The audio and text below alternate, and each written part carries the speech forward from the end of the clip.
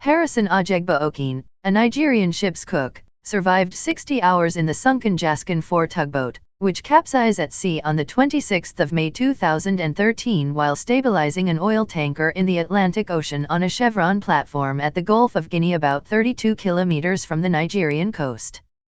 The boat was located at a depth of 30 m upside down on the ground. 11 crew members died, but Okene felt himself in total darkness into the engineer's office at an altitude of 1,2 m, with adequate air to keep him alive. There he fabricated a mattress pad and other materials that held the upper part of his body over water to reduce heat loss. 3 days after the accident, the South African divers who searched the scene and recovered the bodies identified Okene. Okene was fitted with a diving mask by the rescue divers to breathe while he was going into a shutdown diving bell and returned to the surface for saturation. During the switch, Okene lost consciousness. Now let's see who is an aquanaut. An aquanaut is a person who remains underwater, breathing at the ambient pressure sufficiently long to achieve balance, in a state known as saturation, of the inert components of the breathing gas which are dissolved in the body tissues.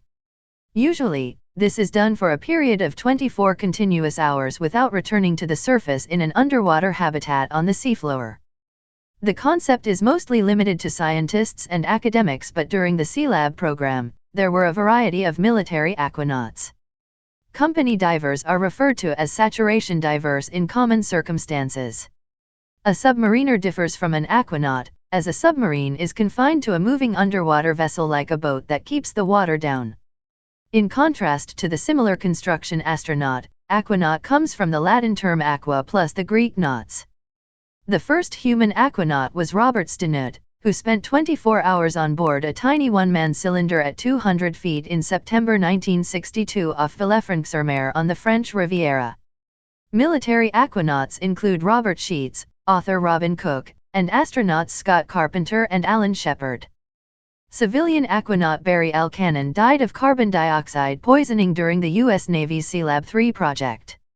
Scientific aquanauts include Sylvia Earle, Jonathan Helfgott, Joseph B. McInnes, Dick Rutkowski, Phil Newton, and about 700 others, including the crew members of NASA's NEMO missions at the Aquarius Underwater Laboratory.